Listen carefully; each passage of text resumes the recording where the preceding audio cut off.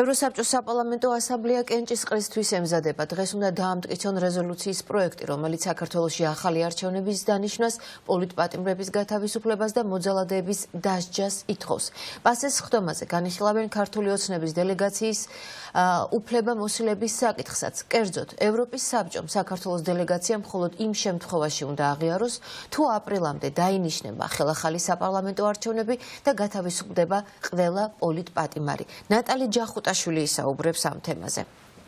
ევროსაბჭოს რეზოლუციის პროექტში ნამდვილად ძალიან მძიმე ჩანაწერებია გაკეთებული. ქართული ოცნებისთვის ევროპელი პოლიტიკოსები ერთგვარ ულტიმატუმს უყენებენ ივანიშვილის რეჟიმს და ვადას აძლევენ აპრილის თვემდე, რომ გადადგას კონკრეტული ნაბიჯები და შეასრულოს პირობები. სხვა შემთხვევაში საპარლამენტო ასამბლეა უკიდურეს ზომას გამოიყენებს ქართული ოცნების წინააღმდეგ და ოლიგარქის დელეგაცია სრულად გააუქმებს მანდატებს ევროსაბჭოში. უფრო კონკრეტულად ამ დოკუმენტში ნათქვამია, რომ დე-ფაქტო უფლებამ უახლოესი 2 თვის მანძილზე უნდა დანიშნოს ვადამდელი არჩევნების თარიღი, გაათავისუფლოს ყველა პოლიტიკური პატიმარი და დასაჯოს მოძალადეები. ამასთან ერთად ამ პროექტში ვკითხულობთ იმასაც, რომ 26 ოქტომბრის არჩევნების შემდგომ განვითარებული მოვლენები საქართველოში და ქართული ოცნების ქმედებები სრულად ეწინააღმდეგება ევროსაბჭოს ღირებულებებს. საუბარია იმაზე, რომ ქართული ოცნება ძალადობს მოქალაქეებზე და არბევს ახალგაზრდებს და ასევე ამ პროექტში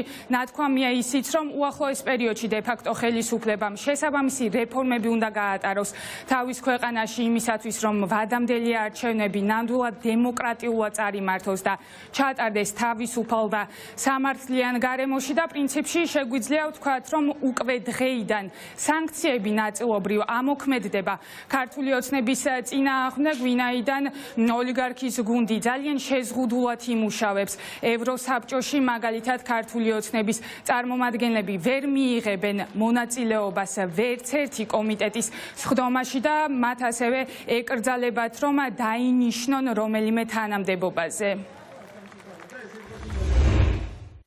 ამ მოსაზრების ფონზე და როგორც დიალოგის შენარჩუნებისადმი საკუთარი ღიაობის დამადასტურებელი სიგნალი, ასამბლეა ელოდება რა ქართული დელეგაციის რწმუნებათა სიგელების ხელახლა განხილვას და ქვეყანაში ვითარების სერიოზულ გადაფასებას 2025 წლის აპრილის სესიაზე. იღებს გადაწყვეტილებას, რომ სესიის ამ ნაწილზე მოახდინოს ქართული დელეგაციის რწმუნებათა სიგელების რატიფიცირება და ამავე დროს დაჟინებით მოითხოვს საქართველოს ხელისუფლებისგან და უყონებლივ დაიწყოს ინკლუზიური პროცესი, რომელშიც ჩაერთვება ყველა დაინტერესებული მხარე და სოციალური აქტორი, მათ შორის მმართველი უმრავლესობა, ოპოზიცია და სამოქალაქო საზოგადოება, რათა სასწრაფოდ აღმოიფხვრას ბოლო საპარლამენტო არჩევნების დროს გამოვლენილი ხარვეზები და შეიქმნას ისეთი საარჩევნო გარემო, რომელიც ხელს შეუწყობს ჭეშმარიტად დემოკრატიული ახალი არჩევნების ჩატარებას მომდევნო თვეების განმავლობაში. გაათავისუფლოს ყველა პოლიტიკური პატიმარი ასამბლეის 2025 წლის აპრილის სესიამდე. ამავდროულად პოლიციის სისასტიკისა და ადამიანის უფლებათა სხვა დარღვევების გმობის აშკარა ნიშნად, რასაც აქამდე ხელისუფლების რეაქცია არ მოჰყოლია, ასამბლეა იღებს გადაწყვეტილებას შეაჩეროს ქართული დელეგაციის წევრების უფლებები. დღეს ევროსაბჭოში უახლოეს საათებში გაიმართება მონიტორინგის კომიტეტის მორგის ხდომა, სადაც ისევ იმსჯელებენ ამ რეზოლუციის პროექტზე. არსებობს იმის ალბათობა, რომ გარკვეული სახის შესწორებები შეიტანონ ამ დოკუმენტში, თუმცა ოპოზიცია დარწმუნებულია, რომ თუ რაიმე სახის ცვლილებები განხორციელდება პროექტში, ეს იქნება არაპრინციპული და უმნიშვნელო ცვლილებები და ძირითადი მოთხოვნები დარჩება უცვლელი. ამის შემდგომ კი დღის მეორე ნახევარში უკვე რეზოლუციის პროექტს გაიტანენ სესიაზე, სადაც ამ დოკუმენტს კენჭს უყრიან.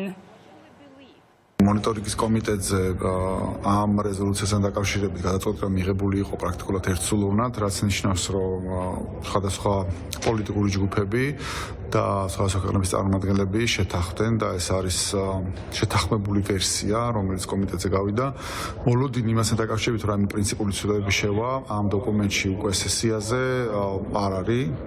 მათ შორის გვქონდა ამ რეზოლუციის გამოქვეყნების შემდეგ კომუნიკაცია ყველა მსხვილი პოლიტიკური ჯგუფის ხელმძღვანელთან, სწორედ ამ საკითხზე არსებობს თორემ მოლოდინი მასთან დაკავშირებით, რომ რამე პრინციპულად შეიცვალოს დოკუმენტში და ესეთი მოლოდინი არ არსებობს. ეროვნული სანქციების შემდეგ ახლა უკვე ამოქმედდება სანქციები ევროსაბჭოს საპარლამენტო ასამბლეიდან, სადაც ივანიშვილის დელეგაციის წევრებს არ ექნებათ კომიტეტებში წევრობის ან მონაწილეობის უფლება და მათ მხოლოდ ფორმალურად უნარჩუნდებათ აპრილამდე უფლება გადამოსილება ერთადერთი მიზნით, რომ ქვეყანაში ჩაინიშნოს ახალი თავისუფალი სამართლიანი საპარლამენტო არჩევნები, რომელიც ასახავს ქართველი ხალხის თავისუფალ ნებას. ამიტომ ეს არის ძალიან დიდი მიღწევა, ძალიან დიდი წარმატება. დღეს გაიმართება უკვე შემდგომი საკომიტეტო მოსმენა საქართველოსთან დაკავშირებით რეზოლუციაზე და პლენარულ სხდომაზე გავა საბოლოოდ დღის მეორე ნახევარში რეზოლუცია დასამტკიცებლად.